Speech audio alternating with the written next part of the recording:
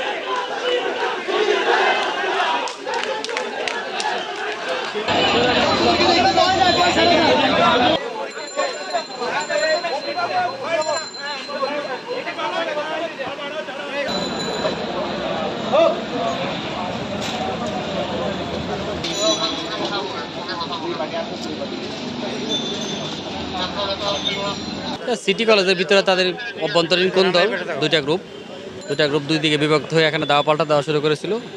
সংবাদ পাওয়ার সাথে সাথে আমরা চলে এসেছি। আমরা দুইটা গ্রুপকে দুই দিকে ডিসপাস করে দিয়েছি। বর্তমানে আমাদের নিয়ন্ত্রণ আছে আইন শৃঙ্খলা পরিস্থিতি, এখানে কোনো সমস্যা নেই এখনো।